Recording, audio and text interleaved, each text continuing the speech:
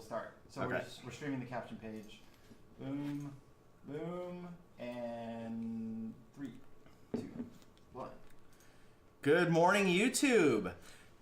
Thank you for joining us. This is a Sunday morning coins and coffee plus a Q&A here with our special guest, Neil Sharkey. Great to be with you guys. Thanks for having me. Coin market expert. We've worked with Neil for a lot of years. We've been trying to talk him into getting on our show for a long time, and finally, all of the stars aligned today, so we're really excited. Now, he did make one of our earlier episodes, so if you go back into our channel, you may see one early episode that Neil did join us on. This one, we're going to get a little more out of him. And again, we want to thank Sports Talk Line Studios for letting us shoot here in their beautiful studio. Thanks for having us again, guys. Yeah. Make sure you check out any links. We're going to put them in the comments below for you guys to check out. So. Exactly. They do the awesomest sports show. They're always talking about the most current events, breaking down the games right. It's awesome. You guys are going to love it. So we have some questions this morning. The first few came from Ultra High Relief on Twitter. So we have question number 1. Is it worth to try to send to grade a coin that has been 14 karat gold plated and another one that's been gold painted? Okay. And basically the question is will the grading service receive them and grade them? How much will it subtract from the grade? I don't think it's necessarily going to subtract from the grade. I think really the question really is does it warrant grading a coin of the whatever value a gold-plated coin is? Neil, what do you think? Well, the first thing you have to ask yourself is what coin is it? Is this an artist rendering on a United States Silver Eagle? I've seen a lot of those, John. Is this a coin that is a fantasy coin that was made by someone, like the Washington Mint or someone along those lines, right. The Danbury?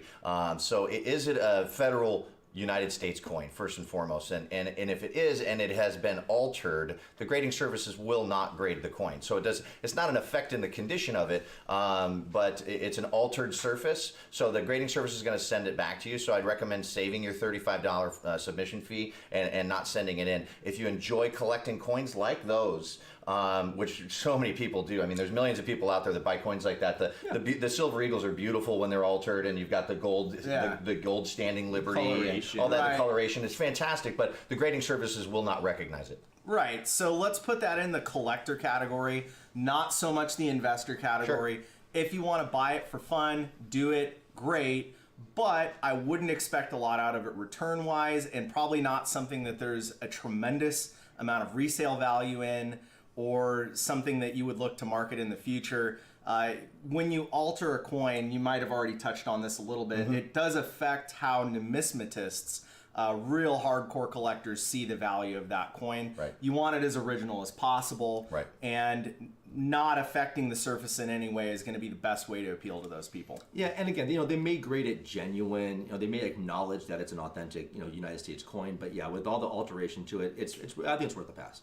If you're buying Silver Eagles, and those are the ones that come to mind for me the most. If you're paying Silver Eagle price for them, it very well could end up being a good investment. Silver's up about $1 an ounce over the course of the last few weeks here. Yeah. So it's not totally out of the question. Just don't expect it to be something that trades for an incredible premium down the road. So if you're paying an incredible premium to buy it because it's beautiful, then you are just launching yourself into that collector category, and because you really love those, and that's what you want to build your collection around.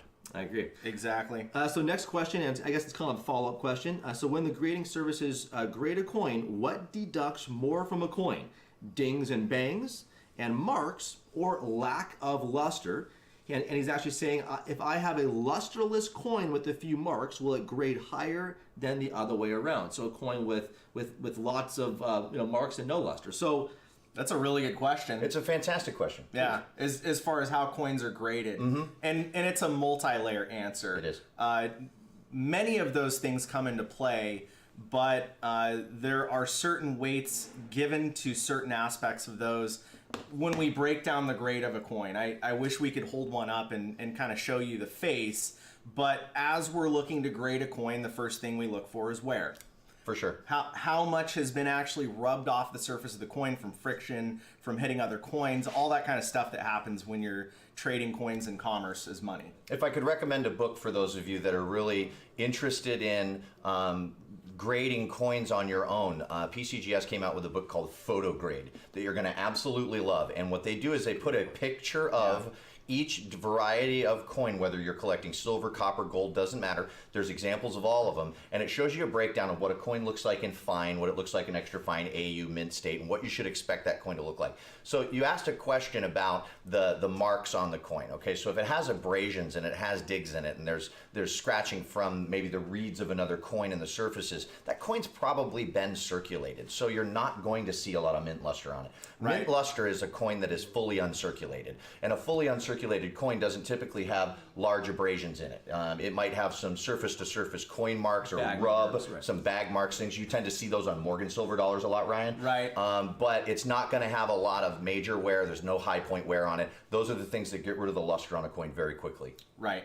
So then when we say, is it uncirculated or is it circulated, then that breaks us down into the other categories. For instance, if a coin's uncirculated, there's 10 different grades. Right. If it's lower mint state, it's going to have marks in prime focal areas, like the cheek, like the neck, Right. maybe the more obvious parts of the field, like the central parts of the field. Right. Things that are going to distract your eye from the design of the coin and kind of make the coin appear to be uglier to you.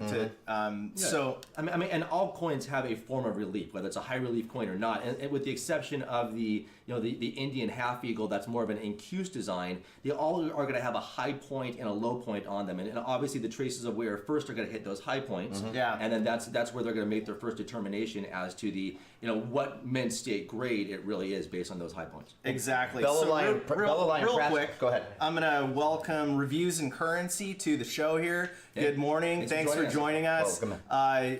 He's been interacting with us a lot recently. He's got an awesome Instagram feed, so go ahead and check out Reviews and Currency on Instagram. I'm sure he's on Twitter also. Awesome content from him and great stuff there. And then hi Juan, I don't recognize the name. Seems like you're joining us for the first time. Thanks for joining our live Q&A show here with special guest Neil Sharkey. Make sure to ask some questions if you have some for us. So Neil, you were going to go into Bella Lion Pratt. Well, yeah, because John, you made it sound as if the incused design of Bella Lion Pratt's quarter eagle and half eagle didn't have high points and low points. Technically, it actually does. The high points just happen to be the edges of the fields before the design element actually gets incused into the surface of the gold. So you're going to see your high point wear that you're looking for on those coins actually comes on the edges of the devices. The interior. Yeah, exactly. Yeah. So good point, good point. all coins have high points and low points, even if they're incused. And when the low points are the high points when they're in Q's, right? Exactly. It's a different setup. But yeah, exactly. Great point. Yeah. So, what's next? Let's hit question 3 here. And anybody joining us live, go ahead and ask your questions in the comments section of this live feed. Neil's here to go ahead and help us answer those questions today. He's a market expert that has 17 years experience in the coin market for one of the largest firms in the market. Neil and I have been working together professionally for 15 years. It's awesome to have him here. Yeah, and real glad to be here, guys. Thanks for having me. Yeah, really glad he's able to join us this morning. So the next question is, when choosing a grading service, why choose PCGS and/or NGC for grading? So why would you pick PCGS over NGC or vice versa? That's a great question. That's a preference thing.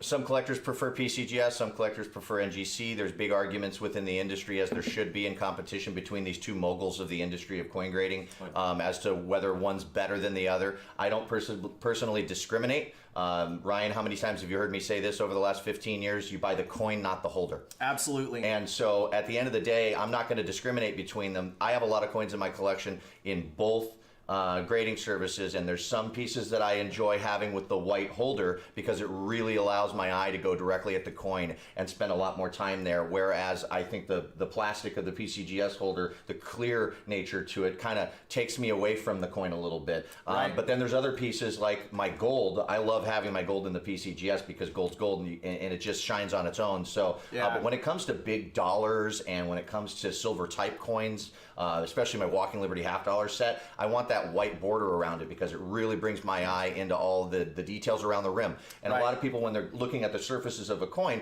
they're looking at the high points, they're looking at the devices, they're not looking at the rims, they're not looking at the denticles. And those are things that are very important, and I love those new NGC Edge View holders and the way that they're doing that clear gap between the rims so that you can really get in there, especially if you're using your 60 power, 30 power or more, you can really get in there on the rim of the coin. You see the lettered and see what it edge. looks like. Yeah. Because you don't just grade the obverse and the reverse, everybody. When you grade a coin, you got to grade the rim as well. And there might be a hit directly on the edge of a coin that you can't see when you look obverse and reverse, but that could be the difference between a coin being a mint state 64 and a mint state 61. Oh, absolutely. I'm going to bring one thing into play. Grading, they have a very competitive product when it comes to PCGS and NGC. I think there is one major difference, and that's service that I've been running into recently. I have heard from people sending large groups of coins into both services that NGC is often better about service. In other words, getting a special die variety that PCGS may not recognize and getting things done in a timely manner. And this is just in the last couple months that I've been hearing from some of these guys that have been pulling hordes out of Europe that there is a better result at NGC recently. So the largest publicly available association of numismatists in our country is the American Numismatic Association. If you're not a member, I highly recommend joining. Absolutely. You can pay monthly, you can pay annually, you can become a life member. I've been a life member for a really long time. Money.org. Money.org. Money.org. Yeah. And the NGC is the official grading service of the American Numismatic Association, and they're that for a reason. I agree with you, Ryan. I think their technical insight in regard to variety designations and things along those lines, especially when it comes to like maybe error coins, things that have obverse lamination on them, that discovery takes place at PCGS a lot more often, and or at NGC rather. Pardon my slip there. At NGC a lot more often than it does at PCGS. Especially if you're submitting a coin for the first time. Now, if you've already done the research yourself and you know exactly what variety it is and you want that on the holder, you can designate that upon submission. But we're not all coin experts that know how to identify die varieties. Right. Now, have you heard, and I have heard this from people, but what's your spin on this? Have you heard that it is more likely that NGC will certify that finite die variety that PCGS may not be willing to put on their holder? 1,000%. I agree. And it seems like NGC is also more willing to recognize certain proof varieties, certain coins that PCGS, and maybe it's because... Like a high relief? Yeah, the high relief comes to mind immediately, right? Yeah. And maybe it's because they're publicly traded at PCGS. They feel that they have a little bit more that they have to be careful about or monitor or watch. I don't know. I'm not really sure what the reasoning is behind why they don't recognize the same things that NGC recognizes. Well, I think their commercial game is definitely bigger. They have shareholders to be responsible for, and it is their ultimate goal to put as many coins in slabs as they possibly can. So, I mean, that's the goal for both grading services, but I think NGC has a lot more sophisticated of a numismatic approach with their graders and their identification, and, challenge us. I mean, show me some proof otherwise. Chime in below. Put it in the comment section. We have a live question here from Juan. He says, I have a graded uncirculated Morgan dollar. Why did it not get a grade like MS60 on up? So Juan, did it actually grade uncirculated genuine, or did they not put a numeric grade on it when they said uncirculated? Or I think I'm gonna say, unless we hear from him, I think here's where he's coming from. Okay. He's got a bright, lustrous looking coin that he believes is uncirculated. Okay. The grading service probably came back in a circulated grade or a genuine grade. And so what I think happened is that coin appeared to be uncirculated because it was dipped, polished, cleaned. They used some kind of coin solution on it, even properly, that removed some of the elements that kind of keep a coin looking dull. It made it look bright and shiny. And so it's probably a worn coin or a coin that was damaged.